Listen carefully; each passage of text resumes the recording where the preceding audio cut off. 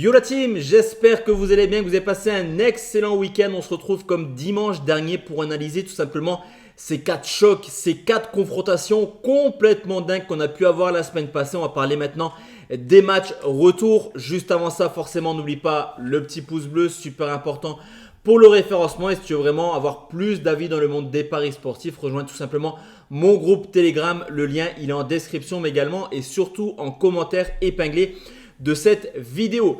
Juste avant de me prononcer un petit peu sur les 4 matchs de ces quarts de finale au retour, on va faire le bilan de ce qui s'est passé lors des matchs aller Arsenal-Bayern Munich. On était parti sur Arsenal ou nul et moins de 3,5.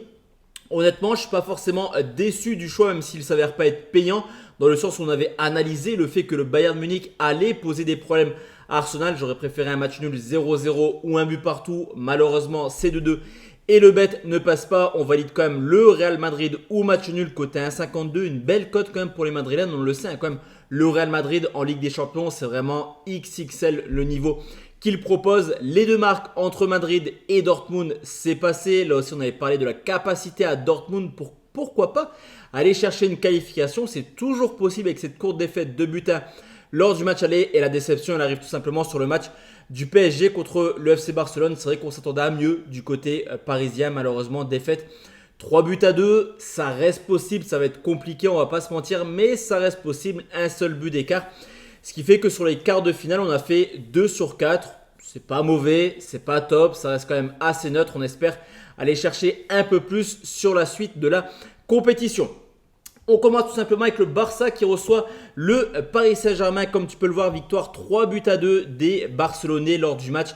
Allez, c'est au tour des Parisiens d'aller chercher une remontada. Et c'est vrai que ça serait quand même assez marrant que Paris aille se qualifier du côté du Barça. Parce que c'est là où tout avait mal commencé. En tout cas, le mal-être parisien en Ligue des Champions avec cette débâcle. 6 butins du côté du Barça il y a maintenant quelques années. Alors, est-ce qu'il peut avoir des motifs de satisfaction côté parisien? On va déjà parler des choses un peu négatif, c'est qu'à l'extérieur en Ligue des Champions, le PSG, c'est pas forcément la folie, mis à part une victoire 2-1 en 8ème de finale en 2016 sous l'ère Ibra, et également 2 belles performances en 2020 avec une victoire justement au Barça 4-1, mais également au Bayern 3-2. Il ne s'est pas passé grand chose du côté parisien à l'extérieur. Ce qui est un peu plus inquiétant également, c'est que lors des 2 victoires en 2020, c'est Mbappé qui avait porté le Paris Saint-Germain, et vous l'avez vu lors du match aller.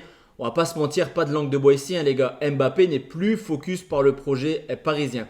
Est-ce que le problème du PSG, c'est le mental? Personnellement, cette année, j'y crois pas. Pourquoi? Parce que l'effectif a été renouvelé quasiment à 90% par rapport à tout ce qu'il s'est passé dernièrement. Je pense clairement que c'est du niveau sur ce coup. C'est-à-dire que Donnarumma n'y arrive pas en Ligue des Champions. Défensivement, c'est fragile.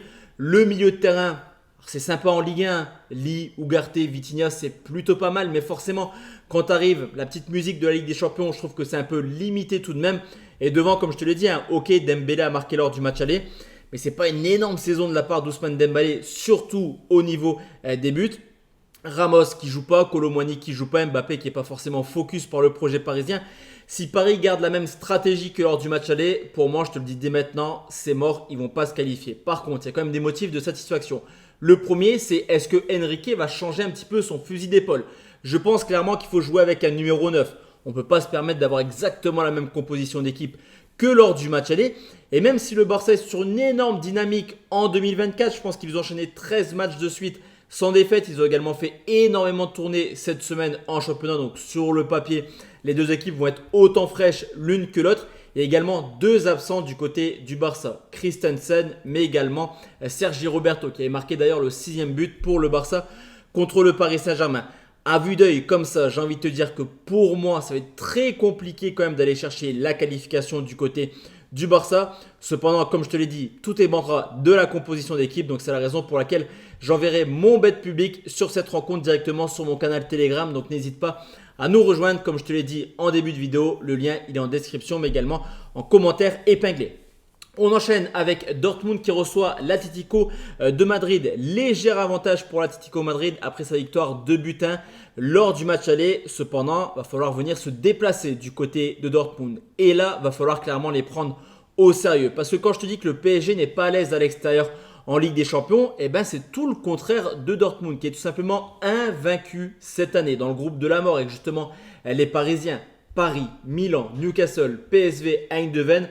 Alors certes, c'est pas des clubs d'un standing de Arsenal, du Bayern ou de City, mais ça reste quand même invaincu. C'est une très très belle performance pour les Allemands qui, en plus de cela, lors du match aller, auraient largement mérité d'égaliser en fin de rencontre. Donc sur ce coup, j'ai envie de te dire qu'il y a match, il y a possibilité pour Dortmund d'aller chercher une qualification, surtout que même si l'Atlético Madrid a l'expérience de cette compétition, on le sait, ça va jouer tôt ou tard au fur et à mesure de la rencontre. On peut également constater le fait que l'Atlético à l'extérieur, c'est pas une dinguerie, hein. Déjà 7 défaites en 15 déplacements en Liga, une seule petite victoire en 4 déplacements en Ligue des Champions. Et je pense que comme lors du match des huitièmes de finale contre l'Inter de Milan, je vois une équipe de l'Atlético Madrid venir fermer le jeu, essayer peut-être de marquer par contre.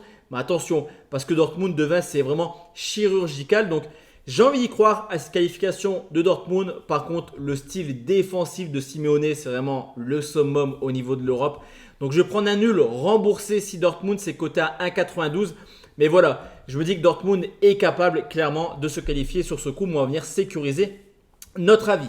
On enchaîne avec les rencontres de mercredi. Le spectacle va commencer, messieurs, dames. Bayern Munich contre Arsenal, 1,79 la qualification du Bayern, 1,92 la qualification d'Arsenal. C'est plutôt logique au vu du match aller. Encore que je trouve que la qualification du Bayern est hautement élevée à mon sens. Une équipe quand même d'Arsenal qui montre un peu ses limites en Ligue des Champions. On l'avait vu en phase de poule, c'était pas extraordinaire. On l'a vu également en huitième de finale contre Porto. Alors Porto, ça reste une équipe qui est quand même assez accrocheuse, mais c'est vrai que historiquement, elle n'a jamais passé un cap extraordinaire, cette équipe portugaise. Donc c'est quand même une équipe d'Arsenal qui est un peu en proie, on va dire, au doute au niveau de la Ligue des Champions et qui joue des matchs à haute intensité. Encore une fois, ce week-end contre Aston Villa, forcément, tôt ou tard, ça va peser dans la balance cette fraîcheur physique, au contraire du Bayern Munich, qui a tout simplement laissé le championnat de côté. Il n'y a plus rien à espérer depuis maintenant plusieurs semaines. Le Bayer Leverkusen est champion d'Allemagne. Félicitations à eux. Il reste un objectif, un seul pour le Bayern Munich. C'est justement cette Ligue des Champions. Donc sur ce coup, à vue d'œil, là aussi, j'ai envie de te dire que pour moi, le Bayern Munich est favori pour se qualifier. Encore qu'il n'y a pas forcément de favori en quart de finale. Mais en tout cas, je vois le Bayern se qualifier. Cependant, quand on voit un peu comment il se comporte défensivement, je me dis qu'attention, là aussi, on pourra avoir, comme pour Dortmund Atlético, des probables prolongations. Donc, je vais prendre la victoire du Bayern ou match nul et plus d'1,5 but. C'est coté 1,78. Ça me permet de me couvrir en cas de 1 but partout ou 2 buts partout, comme à l'aller. Et enfin, on va terminer tout simplement cette vidéo par le summum du football mondial, messieurs, dames. Et je pèse clairement mes mots. Manchester City qui joue contre le Real Madrid, un match aller de fou furieux, on va pas se mentir, on l'avait d'ailleurs dit lors de cette vidéo, pour moi c'était la finale avant l'heure et clairement ça s'est ressenti. 3 buts partout entre City et le Real Madrid, c'est parti très fort, City qui mène au bout de quelques secondes, le Real Madrid qui mène 2-1, enfin, c'était vraiment, c'est parti dans tous les sens, c'est le football clairement qu'on aime. Est-ce qu'on aura le même genre de match ? Eh bien tout simplement j'ai envie de te dire oui. Alors ok, le Real Madrid n'a jamais gagné dans son histoire du côté de City. Il y a eu 5 confrontations. Le Real ne s'est jamais imposé. Mais tu vois, le Real Madrid c'est complètement dingue. Comme je te dis tout à l'heure, quand ils entendent la musique de la Ligue des Champions, cette équipe elle se sublime. Peu importe ce qu'il se passe, le Real Madrid peut sortir de n'importe quelle situation. Et encore une fois, je pense qu'ils seront capables de faire un coup. 1,31 la qualification de City, 3,17 la qualification du Real. Il y a clairement une très belle value bet à aller chercher sur ce coup, je pense, avec la qualification du Real Madrid.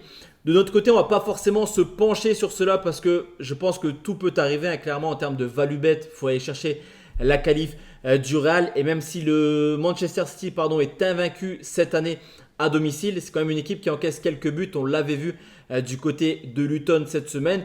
Et on peut également constater une stat qui est plutôt impressionnante lors du match aller et qui m'a clairement poussé à vous proposer ce pronostic, c'est les expected goals. Quand on regarde un petit peu ce qui s'est passé lors de l'aller, on a 0,66 pour le Real Madrid, 0,89 pour City. Entre guillemets, c'était deux équipes lambda qui s'affrontaient. Le score aurait dû être au mieux de 1 but partout. Mais tu le sais que sur City ou le Real, ils sont capables de marquer dans n'importe quel type de situation. Donc je vois mal comment les deux équipes ne pourraient pas marquer sur ce coup. Ce sera d'ailleurs mon dernier pronostic de cette vidéo. Les deux marques cotées à 1,60. Messieurs, dames, voici mes 3 pronostics plus l'analyse de Barça PSG directement qui sera disponible sur le groupe public. On se retrouve demain pour parler Ligue Europa et pourquoi pas Conference League. Je pense quand même que je vais faire les 2 vidéos. D'ici là, je vous souhaite une très bonne soirée à tous et à toutes. Ciao, ciao, à demain.